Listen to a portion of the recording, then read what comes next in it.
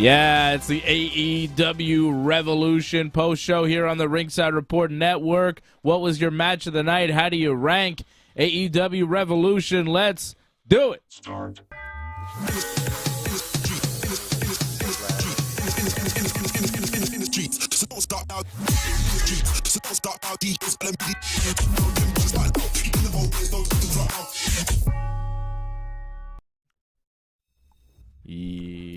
Yes. All right. Good? We're in. How are you? I'm you feeling good? fine. How are you? How are you out there? How is the Ringside Report Network universe? You survived the revolution. How is the galaxy? Yeah, we survived the revolution. Viva la revolution. Yes, after revolutions, there are always winners and losers. And fire. And hopefully we were all winners after AEW Revolution. I thought the pay-per-view was not bad tonight. I thought the main event definitely was what everybody was here for, and it delivered. I believe so. I thought the main event was fantastic. A tremendous 60-minute Iron Man match between Bryan Danielson and MJF. MJF wins in the end, retaining the AEW World Championship, which we did predict, but it definitely took us on a ride, and there were several moments in that match where I thought, oh, is Bryan Danielson about to win the AEW World Championship? So they definitely got me, even an old, hardened wrestling fan, to believe, right? And I think that's what you need. You know, we definitely felt the emotions during the match. They told a great story. They put on a tremendous performance.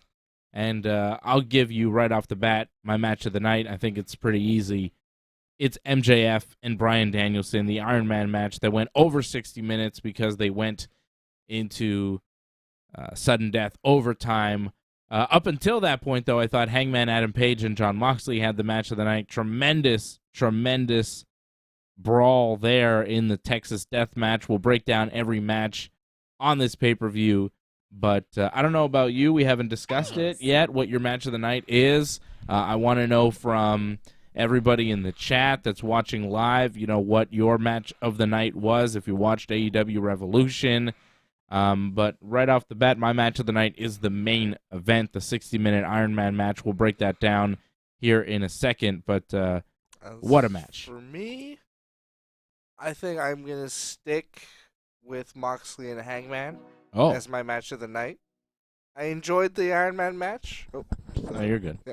I enjoyed the Iron Man match, but I think Moxley and Hangman just brought a little bit more to it, and they really brought the violence. Yeah. God damn, with all that barbed wire. Yeah, it was crazy. I found the finish actually really quite brutal, and with the choking with the chain, and the use of bricks as well. I don't know. I think you're not loud enough, possibly. Oh, no? Okay. Can't hear you. Can't hear him. Can we hear you? Or not at all? I don't know. I was told that we can't hear you. I don't know what that means. Okay. Keep going. All right. I think you're good. All right. You can hear me. Yeah, I can hear you. Okay.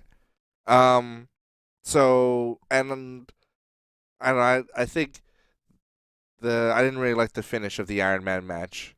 I didn't like the spot with the oxygen tank and the submission. I found it a bit anticlimactic.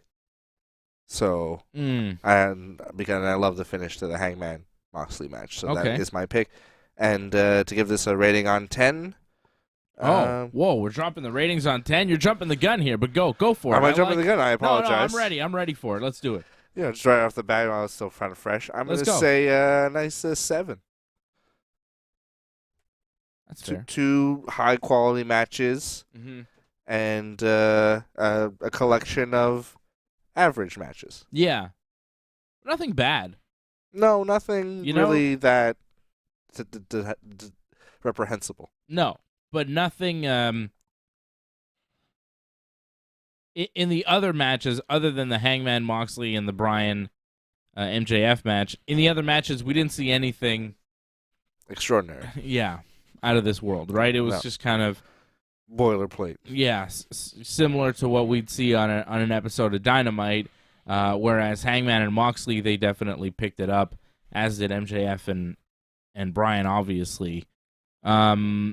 7 on 10, eh? That seems fair, but a little bit low for me. I'm going to give it a little bit higher. I'm going to go with a 7.5. All right. Maybe even an 8. What did I give Chamber? Chamber, I think I gave 9. Chamber was a fantastic show. This show was good. I think I'm going to go 7.5. All right. I thought 7.5 because the Bryan match was so good and because the Moxley-Hangman match was... I mean, those matches were just tremendous matches, and everything else was fine. You know, like, I don't think anything was bad. Ricky Starks opening the night, beating Chris Jericho, I thought was fine. Wasn't my favorite match, but it was fine. The Jungle Boy Christian match, I didn't love the final burial where they had to put each other in a casket. I didn't love that match. The House of Black getting the win over the Elite to become the new AEW World Trios champions, I thought was a decent match, but, you know, far from my favorite Kenny Omega and Young Bucks match. And then we had Jamie Hayter retaining the AEW Women's Championship against Saraya and Ruby Soho in that triple threat. I didn't love the finish to that match. I didn't think that match was as good as I was expecting it to be, and it was really all about the post-match angle where Ruby Soho joined up with Saraya and Toni Storm to put the beat down on Britt Baker and Jamie Hayter and then spray paint them. It was really more about the angle than the match, so the match was, you know, whatever.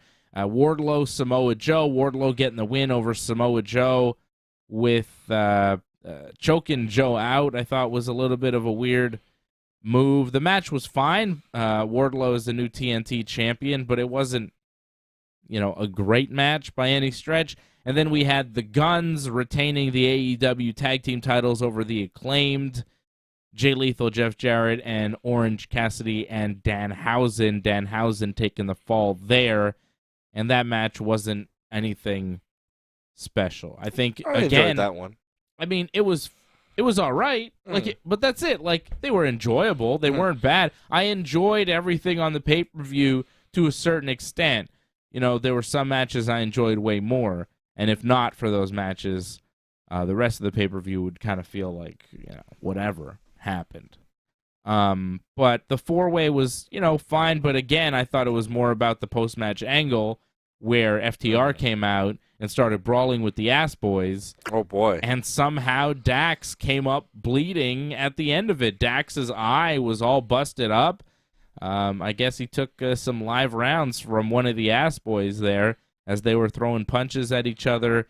The FTR take out the Ass Boys, hit a spike pile driver on one of them, grab the AEW tag team titles, and then dump them over the top rope onto the Ass Boys.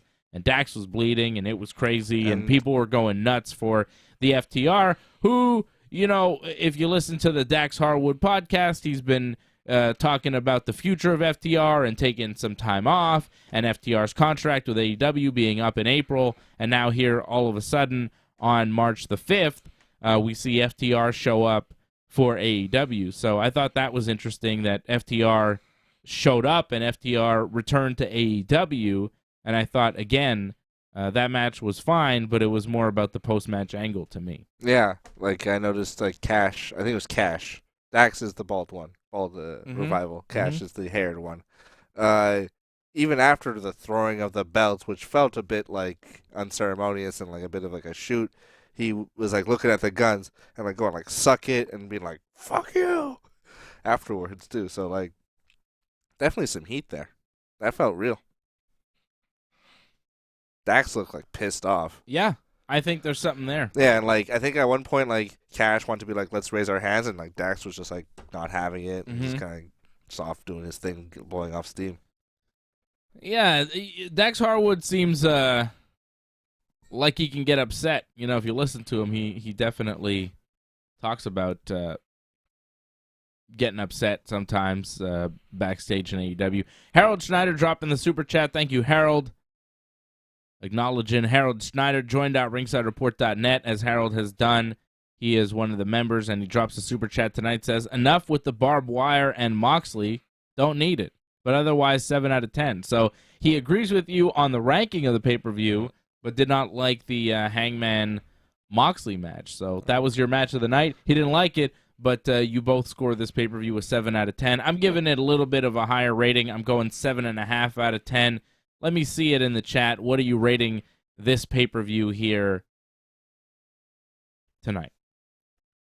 What are you rating this pay-per-view on 10? I'm giving it a 7.5. You're giving it a 7. Harold Schneider giving it a 7. And my match of the night, again, was the main event. I thought, fantastic match.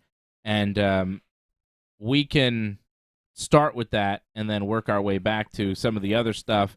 MJF had a special entrance with people dressed up, wearing black masks. It was kind of a spooky entrance. Yeah, a little eyes wide shut. Yeah, I don't know. And then they were playing violins and cellos and stuff to play MJF's song, and it was kind of cool, but it wasn't mic'd properly, and you couldn't really hear it enough. And then MJF's real theme song piped in, and they were still playing the instruments, but then you really couldn't hear them at all. So it was a cool concept, but the execution wasn't perfect there with the entrance. MJF goes into the crowd early on into the match, picks up a garbage can, starts emptying some papers and trash and stuff onto some adult male fans in the crowd, which is fine with me. But then he took a drink from, I guess, a mom and then tossed it on the kid, on a small child who was sitting there. Yeah, minding their business. And Sean Ross Sapp of Fightful is reporting that kid was not a plant, that kid was upset, and people from AEW had to go and talk to him, and I guess they're going to give him a bunch of stuff and have him backstage after the pay-per-view or something. You got to take care of that kid. But that is, I mean, MJF dumping a drink on a kid, I think is a step too far. I mean, maybe I'm saying this as a father of two, and I know what I would do if MJF did that to my kid. The pay-per-view would be over. It would be done. MJF drops a drink on my kid. MJF is not walking out of that arena intact. I'll tell you that much. And I'm walking out of that arena in handcuffs. I don't know if I'm walking out of that arena at all. You know what I'm saying? Like, it's going to be crazy. I could not imagine that. I would be so mad. It would never end. Yeah, you'd snap. I would come after MJF with everything. And he might be in trouble. I don't know. You never know. Yeah. But those, parental instincts, it's like... Yeah, that's it. It's like you're in the wild, It's like, come for my kids, I will rip your eyes out. Well, that's it. That's it. That was kind of... You're just, like, ready to go. That was my feeling on it. When I saw MJF dump that drink on the kid, I was like, wow, if that's legit and that's my kid, I'm killing MJF on the spot. You're gonna bite him in the neck and, like, rip out his, jugular. I'll rip his eyes out. Yeah. Yeah. I'll pop an eye out with my thumb. For sure. 100%. The old total gore. That's the old Harley Race move. That's what he would do to guys. That's what I would do. Like Bill Watts and Harley Race. Oh, Bill Watts. I would show MJF what it's really about. I'd be ripping his eyeballs out. Oh, yeah. So, yeah, he did that and got away with it for now. I mean, we'll see. Maybe there's some repercussions after the match, because that seems a little bit much. Like, all right, mess with the adult fans, but a kid? Like, I don't know. Or mess with a kid, but, like, you can mess with a kid in different ways. Rip their signs and... Yeah, you can't throw a drink on a kid. You can't make a kid all wet. That's nuts. Yeah. That was too much, I thought. What if that kid's, like, tired and, Yeah, well, that's it. At that point in the night, like, I just put myself in the shoes of the mom, and, like, if that were my kid, he would be so upset at that point. It would be very uncool, and it would be a bad situation. Yeah. I just... And the kid doesn't know, MJF's just getting heat. Yeah. No, the kid doesn't know. This kid might think, like, this guy doesn't like me. Yeah. Like, they could get very, egocentric and very, you know that. Kids could get very, like, this is about me. I'd start a riot. It would be crazy. Get really upset. Yeah. Yeah, MJF is, he's lucky that didn't escalate, because that could have gone real far. Yeah. Johnny North saying it's only water. Yeah, try that on my kid, John. See what happens. It doesn't matter. You try dumping water on my kid, I will destroy you to death. Like, come on. Yeah. See, John doesn't understand. John doesn't have kids. But if you had kids, I think you might get, like, yo, you can't. Somebody's saying, maybe he's a... All right, well, that's fine. I'm not addressing all the comments. That's fine. I saw the comment, but it's like, whatever. It's possible. You might be right, but I don't think you are. So let's go back to the match here. MJF started yelling at the camera saying, hey, Dave, is this going to cost me a star? Am I not going to win the Bryan Danielson award? Like addressing Dave Meltzer. And then Taz started laughing. He's like, oh, that popped me. That was funny. It was a good moment in the match. They did a bunch of roll-ups at one point, different kind of pinning combinations, and they finished it with MJF hitting a clothesline and Bryan kind of rolling through and hitting a clothesline of his own, and they both went down, and they made the count of 10, only for Bryan to get up and hit the running knee on MJF to get the first fall of the match. So Bryan got an early 1-0 lead. MJF then hit a low blow and rolled up Bryan for a 1-2-3, and then pinned him immediately for another 1-2-3, and then tried to pin him again, and Bryan kicked out. And it wasn't clear what had just happened. It seemed like MJF just went up 2-1, but then they had to explain to us that MJF actually got disqualified on the low blow. And yeah, Excalibur got pretty loud. It was 2-2. Get that point across. Yeah, well, he was like, to. whoa, yeah, that's right. Yeah, the ref saw Yeah, it's not clear. But it's a lot of...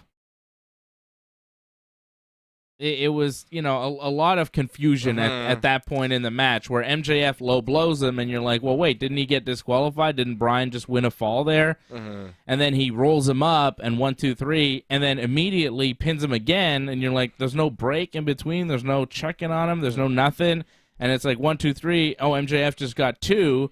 It's like, okay, so there's no disqualifications, but then you find out after the fact, after Bryan kicks out, that there is a disqualification, and MJF did just get disqualified, but he did it, the sacrifice to get 2 falls, and he almost got 3. So it was like a weird moment in the match, and it just wasn't clear what was happening. It wasn't my favorite moment in the match. No, and it was kind of early on, and I was kind of thinking like, oh, is this going to go off the rails a bit here? Is this going to get just kind of lousy with the finishes? And I mean, from my point of view, unfortunately, it kind of did at the end of the match, but we'll get there.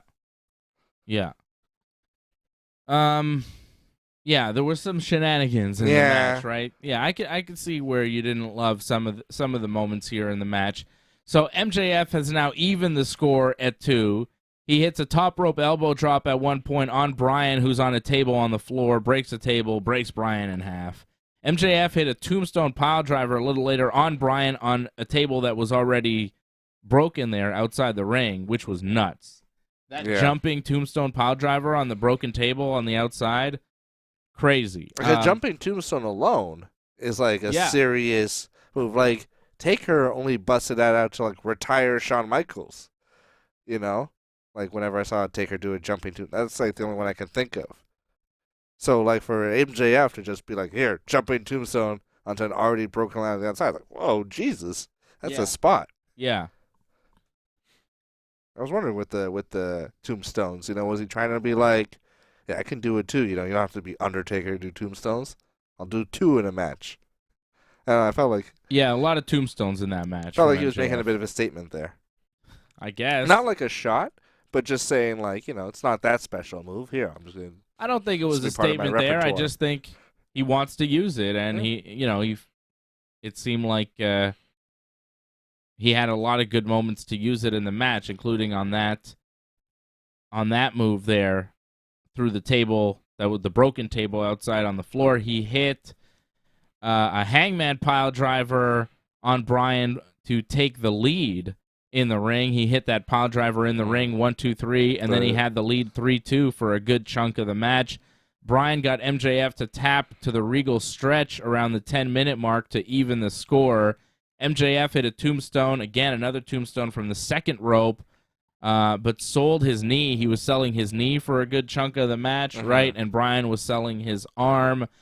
So MJF jumped, landed on his knees for the tombstone, but couldn't make the cover.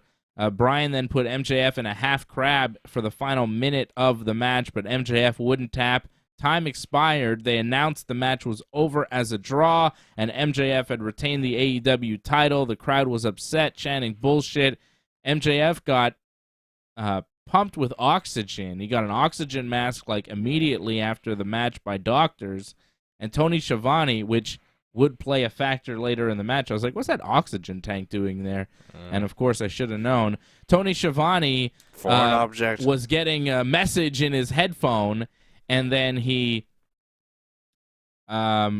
was apparently Tony Khan that was talking to him, and Schiavone, being talked to by Tony Khan in his headset, goes to the ring and talks to the ring announcer, who says that the match is going to continue and we're going to overtime.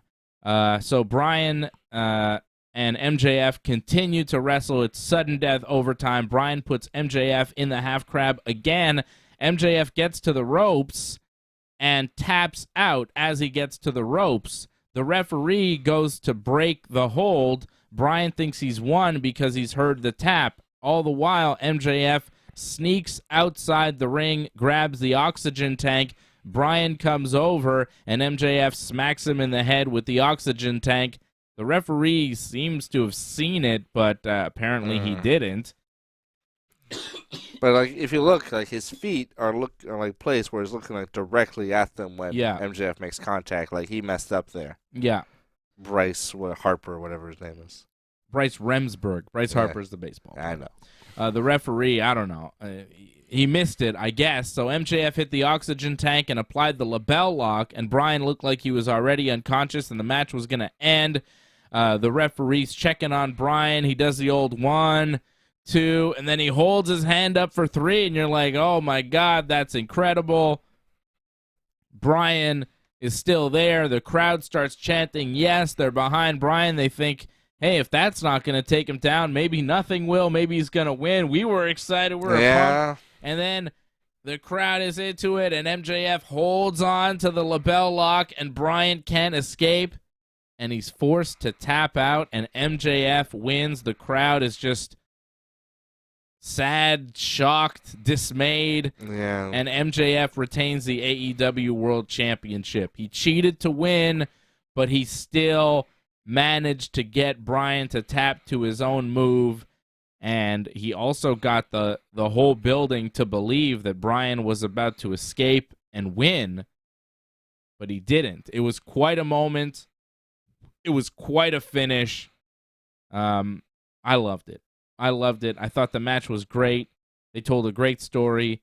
I don't think it was perfect, but I think it was the best match on this card, one of the better matches you'll see all year. MJF beats Bryan Danielson in an over 60-minute Iron Man match to retain the AEW World title. That's my match of the night. My match of the night. It was a good match, but I have mixed feelings on the finish. Like, if you're going to have Bryan escape all those different, and like it's all the tricks MJF has been successful with, the ring, different objects, and Bryan escapes almost all of these and then doesn't win. I don't know. It's just so anticlimactic and like not, and like the audience seemed disappointed by that, and like that's how you end the show. Like it's not a great, kind of ends with like a sour feeling in your stomach because like, and I know that's been like a finish as of late. Like it's kind of like Sami Zayn. He kicked out of a couple spears and a couple of interferences. It's a heel champion. You're not gonna. I know, but like, I always like to think that when the heels tricks don't work, when all the heels tricks and he's use all of his entire book, that's when he loses because he just can't cheat anymore. But he did cheat. Well, the final one was kind of like a legit kind of tap out. Like, but to get there, he cheated. Yeah. He cheated to get in that position. Yeah. I have mixed feelings about it. Like, it's clever, but like I like to be of the opinion, like, when the thing that works on everybody else doesn't work on this guy, that's the guy who's beating you. Yeah. But they didn't quite do that this time. And especially, like, it wasn't just the ring that didn't beat him. It was also, like, it wasn't just the oxygen tank either. Because Bryan was almost getting out of it there, like he... Yeah. Like, if Bryan went down for the 3 count, maybe, from the... I thought that would have been a yeah. I thought the oxygen tank to the head. I thought he was gonna pin him there. No, I didn't. I wouldn't like that finish. I thought that'd be a cheap way out. I think the way they did it was better. I really did. Well, I like the finish, but it just like exhausted every possible like cheating thing, and then like I don't know, and then Bryan didn't win, so it leaves you with kind of just I don't know, like a bit of just that anticlimactic, blue balls, as people like to say. Oh my God. I couldn't think of a better phrase, so I didn't want to keep stalling. I'm seeing a lot of people not a lot of people, just a couple people, including Johnny North, who I know doesn't have kids, but, on the chat saying, oh, MJF, what he did wasn't so bad, and I was at a concert where a punk rock concert where the singer pissed on the front row and nobody seemed to mind. It's like, okay, if you're at a punk concert, maybe that's going to happen, but you don't kids there. You don't bring little kids there. You shouldn't. And I feel like none of the people that are defending MJF's actions throwing a drink at a little kid have little kids, because if you did, you probably wouldn't feel that way, because come on, man. Really? Yeah. Really? Jeez. Again, like, if you did that to my kid or any of my friends' kids, they would go after you. Like, yeah. There's no two ways about it. Or, my niece or nephew. Well, that's it. If MJF did that to your niece or nephew, we'd both be jumping the barricade. Yeah. Like, it'd be crazy. All bets are off. Yeah. It'd be nuts, I don't care what happens next. No. Well, that's it. No, it's my kids. I protect them with my life. Yeah. I don't care who you are. It could be MJF or Brock Lesnar. I'm jumping the barricade. You know what I mean? So, yeah, I don't know. Thought that was a little rough. A little stiff. Angelo with a legitimate question in the chat. Great member of the team, Angelo Contagonis. He says, what's next for MJF? And I think that's a good question. You could say Hangman Page because he picked up a big win over Jon Moxley. But I think Kenny Omega makes a lot of sense, too. To be the top guy in AEW, I think you have to beat Kenny Omega. And Kenny and the Bucks losing their trios titles tonight, I think a big question is, what's next for Kenny? Kenny's one of the top stars in AEW, and I think the trios is not really where he needs to be. I think if you really want to maximize Kenny Omega as a star, you make him a single star, and why not go up against MJF? I think Kenny and MJF would be real good. Hangman and MJF, I think, is a little bit early. I think you build that because Hangman and MJF seems like maybe the future of AEW, like the next 2 to 3 years. That's where you go with the company and the main event scene. Whereas Kenny and MJF, the time might be now to do it. Kenny's contract is coming up at the end of the year. Kenny's, banged up and getting a little bit older.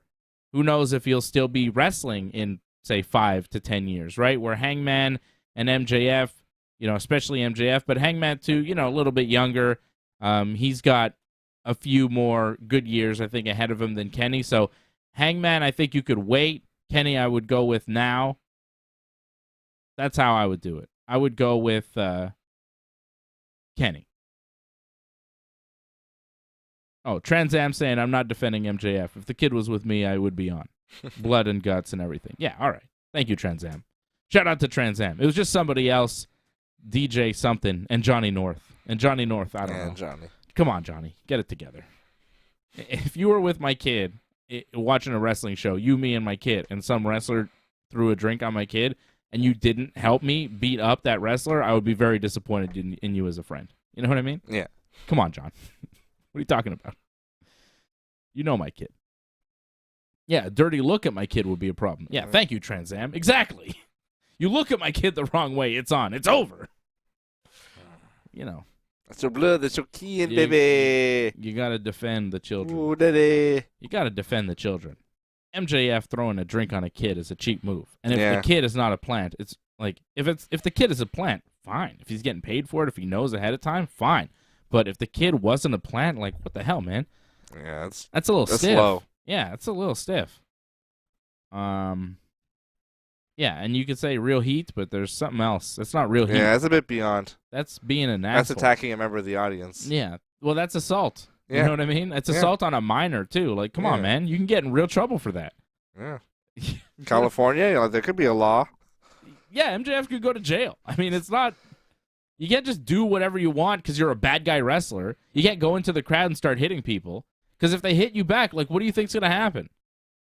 You want a riot on your hands? You want people to start stabbing you and things like the old, like, what do you want? It's hard to tell with MJF. I'm not sure what MJF wants, but if he keeps pushing it, you know, he might get himself into some real trouble one of these days and get himself hurt. He's not the biggest guy. No, You but know he's what I mean? also I don't feel like MJF is the kind of guy like when confronted to be like, hey, it's just a show, I'm just an actor. I think he'd be like a little bit more like, what, you know, like. Okay, but do that to the wrong, do that to the wrong guy, and that's what I'm saying. That's the thing. You know what I mean? It'd be a dangerous mixture. I know a lot of guys that if MJF did that to them, MJF would be in big trouble. You know what I mean? Like, there's a lot of guys that don't look that intimidating that would eat MJF for breakfast. So, yeah, he's got to be careful because, like, you can't do that. You do that once to the wrong guy, and your shit is, you know, you're Shawn Michaels and British Bulldog. Syracuse. You're Shawn Michaels in Syracuse, MJF. You got to be careful. Couple Marines. Yeah. Shawn Michaels said it was 15 guys. Turns out it was like 2. Well, I don't know. Maybe even 1. I don't know. He was so high, he couldn't tell how many guys it was. It looked like 15, but it was actually 1 guy. And then he got his ass kicked. Lost a smile. Yeah, poor bastard. Oh, it's still funny. It's still funny. Oh, yeah, I love hearing so That'll bring Johnny North back on our side. Oh, yeah, Shawn Michaels getting hurt? Oh, Shawn Michaels getting beat up. Johnny North always loves hearing about that. You saw a few homages to the Shawn and Brett match tonight, too, in the Bryan MJF match. It was cool. The last minute, you know, being in submission and, you know, it's all tense. MJF's attire, the white and gold kind of, the Shawn Michaels-y. The overtime, of course, the sudden death overtime. Yeah. Too bad they couldn't get Gorilla Monsoon to come out for it, but, you know. They had Tony Schiavone instead. And, like, with that, like, Tony Khan doesn't want this match to end. It's such a, like, baby face. Like, please cheer for Tony Khan and his decisions. Yes. We love Tony Khan. He is our benevolent ruler. He has graced us with overtime. Like, they had to say that. They had to say, Tony Khan wants you fans to have a great time. Tony Khan promises you all a steak dinner. Tony Khan loves you all so much. The AEW fans. You guys are the kings, and Tony Khan is nothing compared to you. So he has decreed. He's just your average son of a billionaire. Yeah. Just an average wrestling fan just like you. So Kendall Roy. Yeah. Tony Khan is just like you. He just happens to own all these men you're watching. Yes. And they dance for his amusement. And now you will cheer for him. While he does illicit substances late at night with his various girlfriends. Yeah, I just found that funny that they phrased it that way. Not like, you know, we have just gotten word that this match has been ruled over. No, Tony Khan. Oh, you fans are upset? Tony Khan is here to tell you this match must continue. That's good. Hey, guys, don't you like Tony Khan? Yeah. Isn't he your favorite? Don't you want to cheer for Tony Khan? He's making all these great decisions. Not like that mean old Triple H. Yeah. Ooh. Well, who decided for MJF to win? We're kind of mad about that. Oh, it wasn't Tony Khan. Surely. No, it was must have been the Young Bucks. Or Ken, or what Buck was it? Pat Buck? Tony Khan talked to the kid who got the water spilled on him, and now everything's fine because Tony Khan is magic. He gave him a sweatshirt. He gave him a shirt and a hoodie and maybe even a hat. And he got to meet Ricky Starks. Will Hobbs said he thought he was cool. Jamie Hayter said, keep going, kid. MJF left. Yeah, he wanted an apology from MJF. That's what he really wanted. You didn't get that. The kid really just wanted to meet the Bella twins. I heard they were here. Hey, can I meet he's Tony Khan. Hey, can I meet the Bella twins? Are they here? I can't make that. Oh, no, Bella twins wanted nothing to do. They're like, we're not cleaning up MJF's mess. You know what I mean? Nikki Bella's like, fuck that shit. Yeah. I'm going home. Bella twins were there, and I was praying for Brie Bella to help Bryan win the belt. I think that would have got heat for Brian, though, so it's not really what they're trying to do. But the Bella Twins were backstage. I saw a picture of them and Renee and Paige, so that was exciting. The Bella Twins. Bella Twins is a Total Divas reunion. God. I was hoping for them to make their AEW debuts tonight. How good would the Bella Twins be in the Paige WWE NWO group that she has? Oh, my God, so much heat. Imagine. You can look, but you can't touch. Like, oh, no. I like the idea of like an NWO, ladies NWO. It's kind of cool. Jamie Hayter beat Ruby Soho tonight, and Saraya. She did like a roll-up move on Ruby to win. The finish was weak. Oh, yeah. Soho tossed Saraya and Storm out of the ring after the match for some reason. I guess to make it seem like she was on the babyface's side. So the babyfaces, Britt and Jamie, came into the ring. But Ruby attacked them. And Saraya and Storm jumped in and helped with the beatdown. And they spray-painted Britt and Jamie Hayter. And they all stood together as a new group. So Ruby Soho has joined the ex-WWE people come to invade AEW. Which makes sense because she was in the WWE. Saraya, Toni Storm, and now Ruby Soho, all ex-WWE wrestlers, and it seems to be a theme. So who knows who will be next? I think the Bella Twins would be amazing because if they're in a group like that too, they don't really need to wrestle that much. Yeah, you know they could or do at all tag matches or at all. They could just cut promos and show up once in a while. Just for a once-in-a-while per-appearance deal, it would be worth it for that group. Who else is XW? You got Athena. Oh, yeah. Former Ember Moon. She's around. They They didn't get that many. No, there isn't that many. Like Mercedes Moné isn't there. No. That's the one you always think would show up. Or... They got Blue Pants. Oh, Blue Pants? Yeah, Leva Bates? Yeah. I don't think she's worth putting in the group. No. I'm surprised she's still there. Yeah, she is, though, I think. Yeah. The librarian? Is she still the librarian? I don't know who else they can add to the group to make it hotter. Yeah, because if you're in the NWO, you got to keep expanding. You got to expand. You got to have people outside the ring. The thing is, they started the group off pretty good. You got Paige and Toni Storm. It's like, oh, that's a solid group. Who's the third member? You know, it's like you got Scott Hall and Kevin Nash. Who did they add? Hulk Hogan. Who do Paige and Toni Storm add? Ruby Soho. That's like if the third man of the NWO was Virgil. Like, what the hell is that? This is bullshit, man. I don't like that. God, it's Virgil.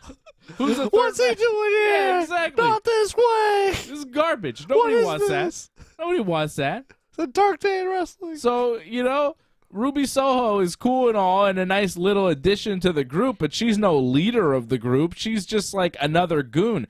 You add Mercedes Moné or the Bella Twins or even Renee Paquette in some form or fashion. As their Eric Bischoff. Yeah, that's it. I think you could make this group into something. But if you've looked at the history of AEW, they've made a ton of factions and not a single one has got over. Not one. And most of them don't last very long. Yeah. Think about how many factions this stupid company has put together the factory. Since they started. The factory, the various incarnations of the Dark Order. The Dark Order was like 9 guys at one point. Now it's 3 dudes, you know, and they're barely hanging on. The Pinnacle. Jericho's had 2 different groups.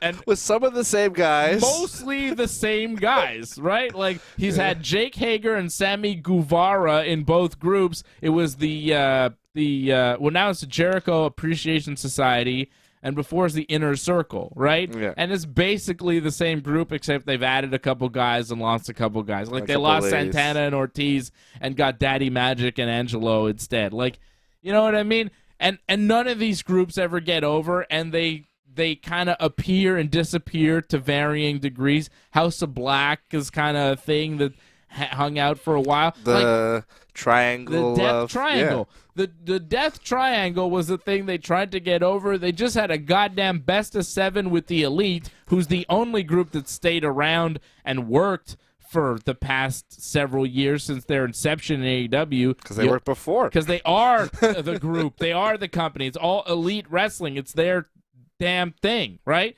Like, yeah, Brandy had a group. There you go, Trans Am. Like, the Nightmare Collective. Yeah, which lasted all of 2 weeks. Like, they start all these groups. Jade Cargill used to have a whole crew of baddies. Yeah. Now I think it's just one girl. With It's just one.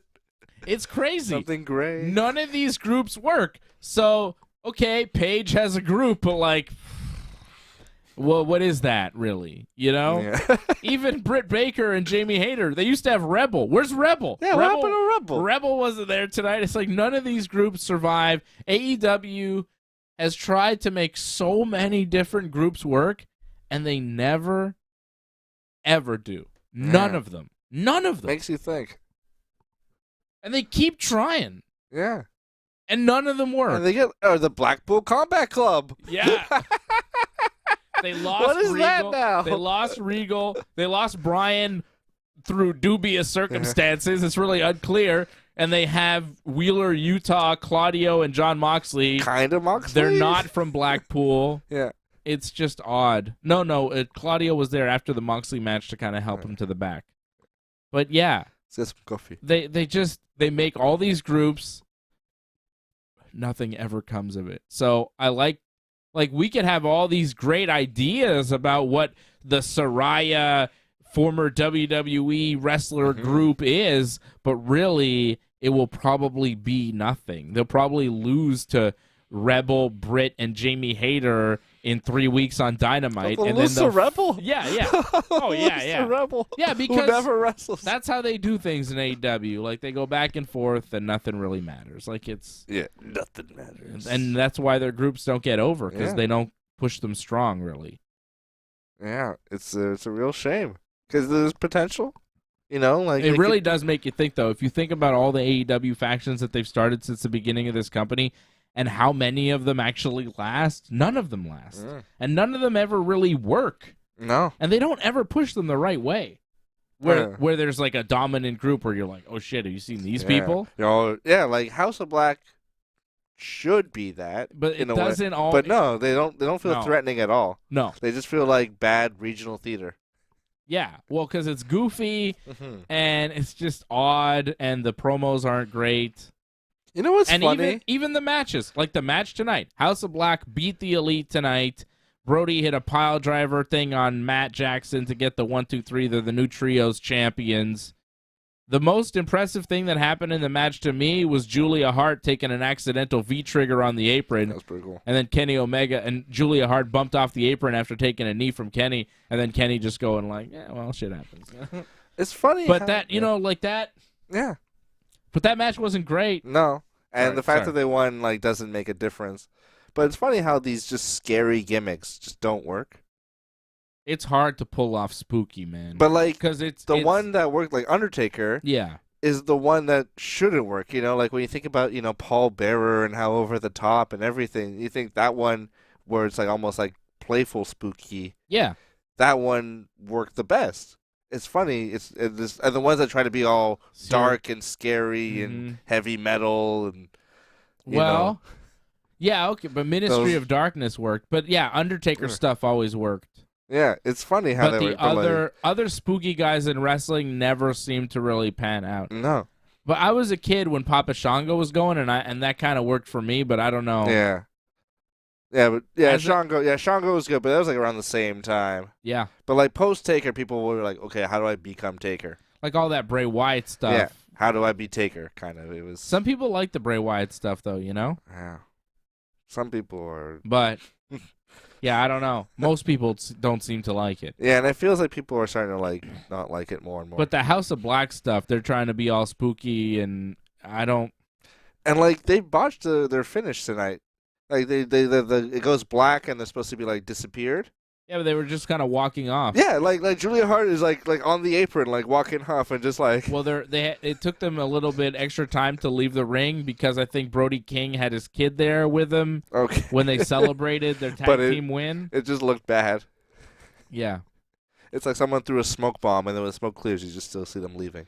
And I understand, you want to have your kid there with you for a big moment in the ring, and it's nice, but you're a heel group. Like, it makes me sympathetic towards you, but you're supposed to be a bad guy. So yeah. I don't know about. I don't love that. Because, what about kayfabe a little bit? And the match itself, like, it was fine. But it's fine, but it felt like a by match. the numbers. It felt like a match you'd see on Dynamite. Yeah. It wasn't close to being match of the night. Your match of the night, Hangman Page against Jon Moxley. Tremendous. Oh, yeah. A bloodbath, as we expected, full of weapons and gimmicks and all sorts of stuff. Moxley used a fork on Hangman's head. Hangman powerbomb Moxley through a chair that had barbed wire wrapped around it. A lot of barbed wire chairs, a lot of barbed wire in general in this match. Moxley had bricks. He took a brick. He put a brick on the ring. He put Hangman's hand on the brick. He put another brick on the hand, and then he stomped on the brick to break Hangman's hand there. It was a cool little spot. Moxley hit a pile driver on Hangman on a stack of chains at one point, which was nasty. Hangman hit the Deadeye on a chair that had barbed wire wrapped around it. That was just devastating. That Deadeye always works. Like, it's a great move because every time he hits it, it looks like death. And when he hit it with that chair with the barbed wire around it, my God. Hangman bumped off the top rope through a table that had barbed wire on it. And then Moxley curb stomped Hangman onto a brick, and the crowd started singing the Seth Rollins song.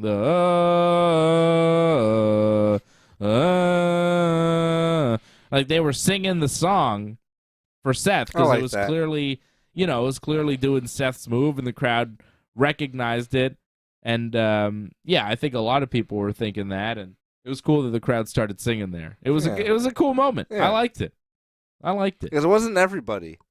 No. It was just like... But you could hear it. Yeah, and like, when they get to hit the high notes, it's like, that's a Seth Rollins song. Yeah, there's like a good chunk of the crowd that's singing the Seth song because they noticed the spot there. Hangman hit Moxley with the buckshot lariat for the finish here. Hit him with the lariat, then hit him again with a clothesline, and Moxley had like a chain wrapped around his head at this point.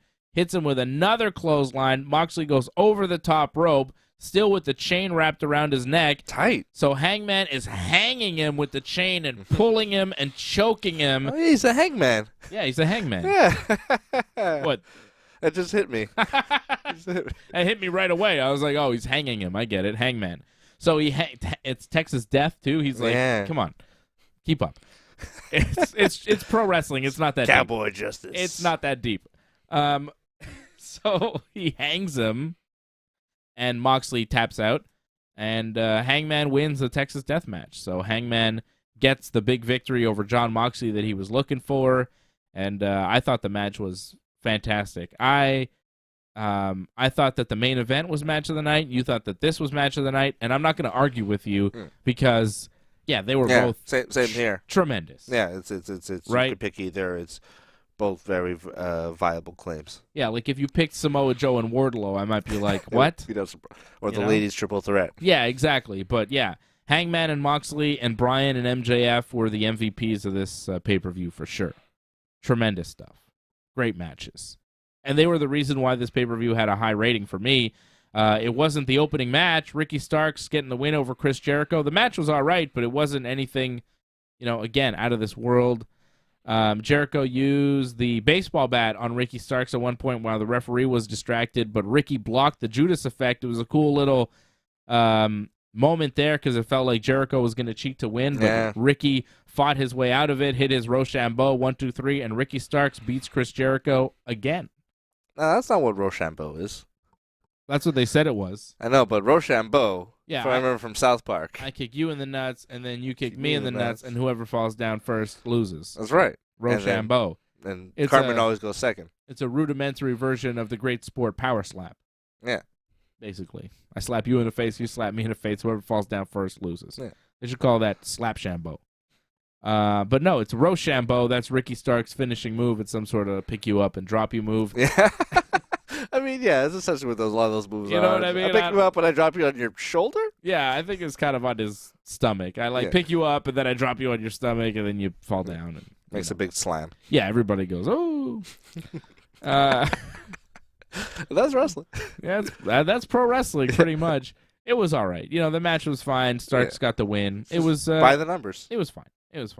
And then Jungle Boy beat Christian Cage by putting him into a casket that seemed to drop into some sort of abyss. Yeah, what was? I don't know. The lid got shut, and the casket just went. Foomp. It's like, where did Christian go? Yeah, and Christian, if where that did just he hit land? was that supposed to happen? Was it supposed to drop that fast? It seemed like the Tower of Terror. It just went. Foomp. Yeah, and when a casket, if it hit the ground, it didn't hit the mattress.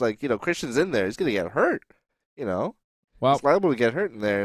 It's a heavy. The casket itself is a few hundred pounds. Maybe he died. Yeah, well, there's the thing, because usually when they have casket matches or something, if it's on the stage, they'll lower them slowly. They'll have a little hydraulic lift. Mm-hmm. They won't just go whoop. Yeah, that thing just went. As soon as it closed. As soon as it closed, it just dropped. That's what made me think something wrong happened. Yeah, because as soon as it closed, something went, oh. Yeah. And I wouldn't put it past AEW to have one of their gimmicks in their match not work. Yeah. Because, we've seen that before with that exploding barbed wire death match where the pyro didn't work, right? Who knows? Maybe their casket was faulty and Christian got whiplash. Yeah, report tomorrow. Christian pissed off. Christian super injured, career over. Because his face got exploded in that casket. And the match really wasn't great. They didn't do a lot of great stuff, and I don't know. They're trying to push each other into a casket for half the match. It wasn't anything special. Yeah. And I just don't understand why they had a casket. What? Because of Luke Perry? It's supposed to be because his dad died, so this is... Christian wants to bury him. Yeah. Very so instead, Jungle Boy kills Christian. Yeah, but he pointed to the sky before he did it. He was like, this is for you, Dad. This is for you, Dad. I'm going to kill a man for you. Yeah. All right. He might have. I don't know.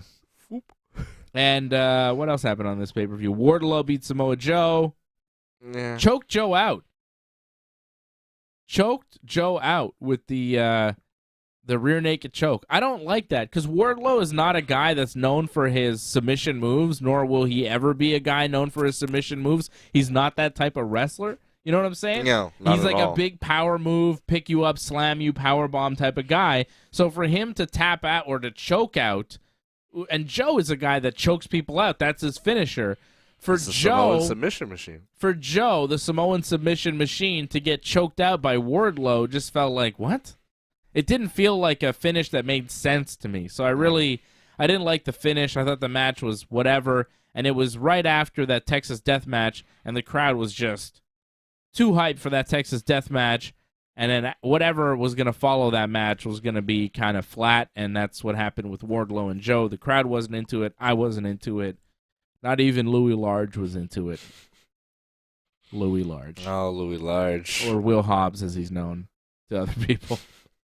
Will Hobbs was there. Will Powerhouse Hobbs, Louis Large, Powerhouse Hobbs. He was there in the crowd, and I don't know. He was there in the crowd, and he had his big circle, right? Because he won the big circle on Dynamite in a ladder match, and now he's going to face Wardlow for the TNT title on Dynamite. So there's Powerhouse Hobbs versus Wardlow. They set that match up.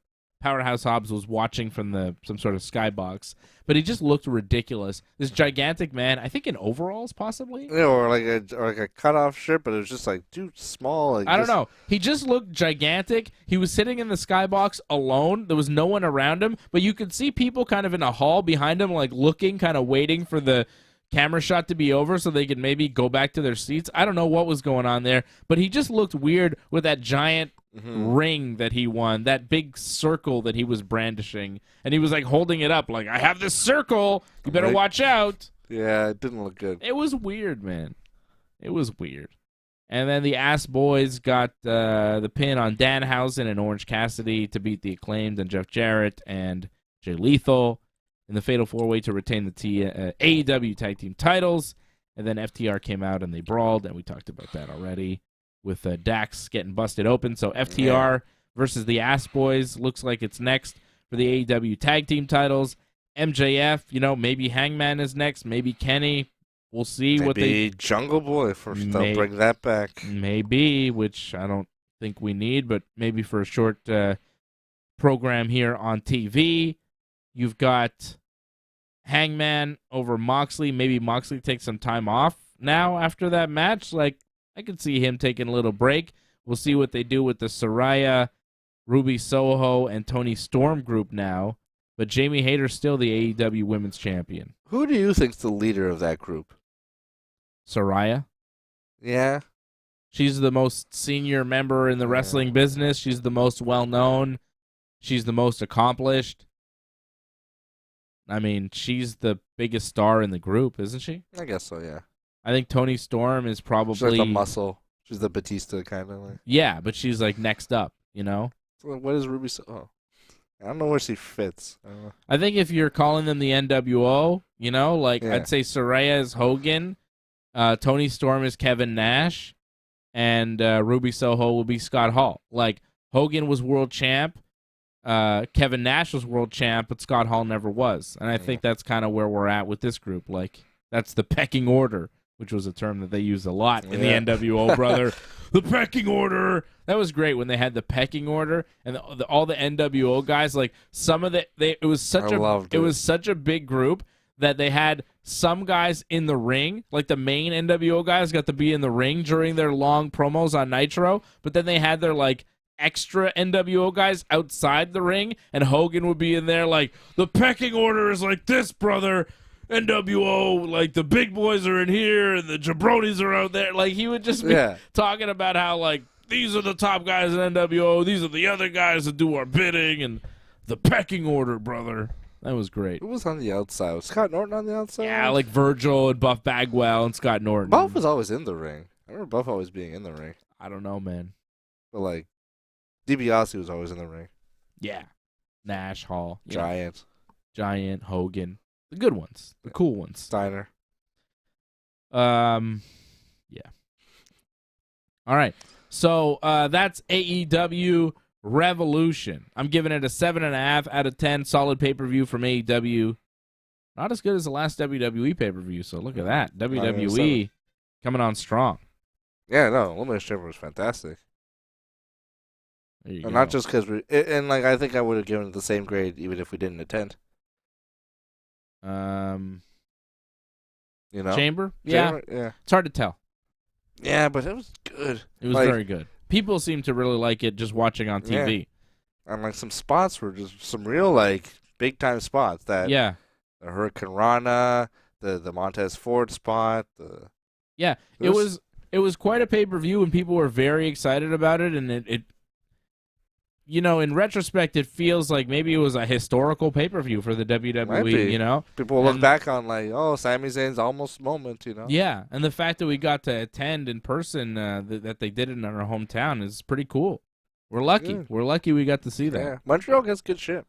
Yeah, come on. We've had some big moments in wrestling. Come on, AEW. What are you waiting for? Yeah, like, seriously. Come on, Tony Khan. What are you waiting for? Tony Khan wants to do something for the people of Montreal. He wants to bring a show to you. Yeah. Don't you love Tony Khan? J'aime Tony. I think AEW is going to Canada. They're going to Winnipeg soon. Very soon. You were telling me. They're going to Winnipeg in like 2 weeks. They might be coming back after. But I feel like they're doing a bunch of Canadian dates. They're starting house shows, I believe, aren't they? Yeah. I don't know. I heard that AEW was doing more shows in Canada at some point, but Montreal was not on the list. What's the deal? I don't know. Like, it's a no-brainer.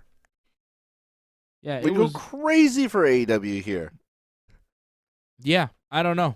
But they've done Toronto, they're doing Winnipeg, and apparently they have other spots that they want to hit. And like I heard a list of Canadian cities that they were like that they were planning on hitting, and even some of the smaller like Ontario towns, like Hamilton or like Ottawa before us, or like London, Ontario, like different things like that, like smaller places in Ontario, kind of for house shows, I think. I don't know. I heard it on, I think it was Renee's podcast where she was talking about all sorts of dates that AEW has planned in Canada going forward, and I was like, I hear about any of those. But Didn't mention Montreal. No mention of Montreal. I mean, they mentioned Montreal, but I think she said no. Montreal is not on the list of cities. We didn't make the list. Yeah. Wonder what's the deal there. I don't know. But I would like AEW to come here because, come on, you know? Yeah. I'd like to see an AEW show. It's a great market for AEW. Like, yeah. You know, they see how hot we can get for WWE. They would love that kind of reaction on their TV. This is a WWE city right now. Montreal is a big-time WWE. It's more like a wrestling city. More. I mean, yeah, but it's not loyal. As far as what we're getting, as far as who's coming to town. They've been coming a lot. I mean, since the pandemic, like, kind of slowed down and people started touring again, WWE has done 4 shows here. That's They've impressive. done 1 house show, 2 Smackdowns, and a pay-per-view. 4 shows here, right? Yeah. AEW hasn't done anything here. They've done 1 show in Canada so far in Toronto. I guess 2 if you count the Rampage taping, too. They did Dynamite and Rampage on 2 different nights in Toronto to milk the market. You look at the UFC, I saw Dana White asked about it recently, about coming back to Canada, and he's like, yeah, back to Canada. He was asked about Montreal specifically because they used to come to Montreal so often when George St. Pierre was fighting. That's why. But Dana White said, UFC has not come back to Canada since the pandemic. No. They have not done a single show in Canada. And Dana White said, of course, if they go back to Canada, that Toronto would be first on their list. Yeah. Which makes a lot of sense. Skydome. But probably the, whatever it's called, Air Canada Center. It's the Scotiabank now. Whatever. The arena. The hockey arena, not the baseball stadium.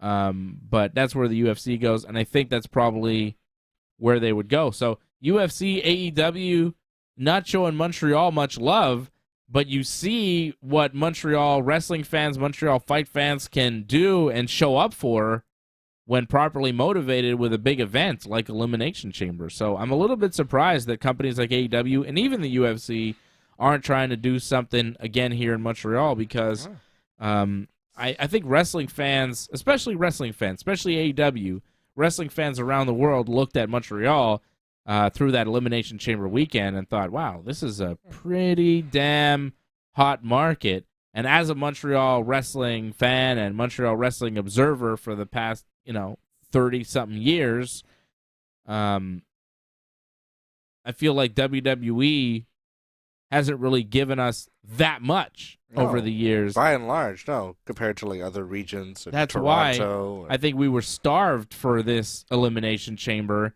and we showed up, and I'd like to see Montreal and the fans that showed up so well rewarded with more, because I think we will continue to show up. Yeah, I mean, it is a weird way commendable for WWE to like kind of like give us all these shows. Because they're seeing that good crowds are showing up and we're hot for them. And, like, usually they don't quite take notice of that and keep it going. But they seem to have, like, hey, we should keep coming back here. Yeah. Like, 4 times in the last, year and a half is quite a bit. Yeah, I was shocked when usually that's for, like, Dallas. I was shocked and Tampa. When they booked Elimination Chamber here, I was shocked. Yeah. Right? A pay-per-view, like, right before Mania, I couldn't believe it. Obviously, they had a long-term plan with Sami Zayn. So it made sense to do it, but the fact that they gave Montreal such a big show was like, whoa, really? Because we never get big shows like that. Not in a long time. That's why the fans, I think, showed up so big, because everybody else I think a lot of people reacted the same way as me. Like, we're getting Elimination Chamber? I remember when they announced it, I was like, Elimination Chamber? That's a big show. That's crazy. Montreal usually gets the Raw after Elimination Chamber. Like the pay-per-view would be the go-home show. The pay-per-view would be in Toronto, and we'd get the TV, before or after. But this time we got the TV and the pay-per-view. So that too. Yeah, it was unusual. We got the SmackDown as well. It was unusual. Big. Yeah, to get both shows. Usually Toronto gets that. Yeah, it was pretty crazy. WWE has done a double taping here before, but it was a Raw and SmackDown. It wasn't a SmackDown and a pay-per-view. That was for the draft, yeah? Yeah. We did that. Remember that? Yeah. We went to Raw on a Monday and then SmackDown on the Tuesday. That was cool. That was all right. But not as cool as SmackDown Elimination Chamber. That was the best back-to-back WWE nights ever, right? For us? To go back-to-back? Yeah, back-to-back, yeah. We've done a few back-to-back, but this one was the best. Yeah. 2 great shows. that felt like very different shows too. They felt like a big deal too. So we'll see. We'll see what's next for pro wrestling here as we head into WrestleMania season. That will be the next pro wrestling post show that we give you here. 2 post shows. It'll be 2 post shows, right, for night 1 and night 2 of WrestleMania. AEW's next pay-per-view is May 28th. They've got quite a while to build to Double or Nothing in Las Vegas. May 28th.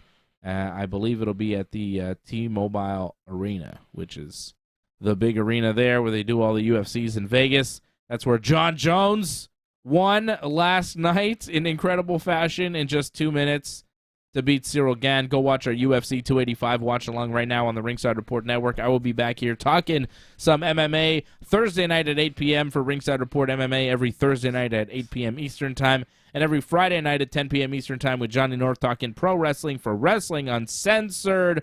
We'll be back here on Friday. Johnny will be back. He was in the chat. He wasn't on the show tonight because he missed a good chunk of the pay-per-view. He was wrestling today, so he didn't get the chance to see the whole AEW pay-per-view, but we'll get his thoughts on that and everything else pro wrestling coming up Friday night at 10 p.m. Eastern Time. And, our next big pro wrestling post-show will be for WrestleMania coming up, April 1st? WrestleMania 39. Next year's WrestleMania 40. Isn't that crazy? Yeah. WrestleMania 39, April 1st and 2nd. So we'll be doing the post shows for WrestleMania April 1st and 2nd. And I do believe it'll be this team as well, the Brother Combo without Johnny North. Because I think Johnny told me he's booked for wrestling matches both nights of WrestleMania. So maybe he'll be at WrestleMania wrestling. I don't know. Shows against Mania. I don't know who he's wrestling that weekend. So maybe he'll be at Mania. I don't know what Johnny is doing. Oh, yeah. But I don't think he'll be on the post shows, but he'll be breaking it all down for us in the build-up and afterwards. So that's coming up here on the Ringside Report Network. Thank you, everybody, for tuning in, and a big special shout-out to Harold Schneider. You are the Super Chat leader of the night. Thank you, Harold, for supporting the Ringside Report Network. Harold has joined over at join.ringsidereport.net. Harold Schneider, great supporter of the team, as is Angelo Contagonis, another member of the team that I saw in the chat tonight. Thank you, Angelo. Join.ringsidereport.net is what you need to do to support the Ringside Report Network. Subscribe to this channel if you have not already. And just like the video, leave a comment. Just leave a comment underneath this video saying, "Oh, Dave, you're so cool. I like you so much." Ben sucks. Or don't say Ben sucks. Say, comment. Oh, Ben is so cool. He looks so lively tonight. He's like wide awake and like full of pep. Say something about how awake he is. All right? That's how I know you watched. Leave a comment. Let me know you watched the show to the end. Say, Ben is awake. Leave that under the video right now, right here on the Ringside Report Network.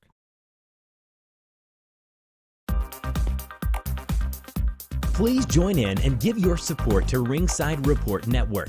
We've been providing expert coverage and commentary on both pro wrestling and MMA for over 15 years.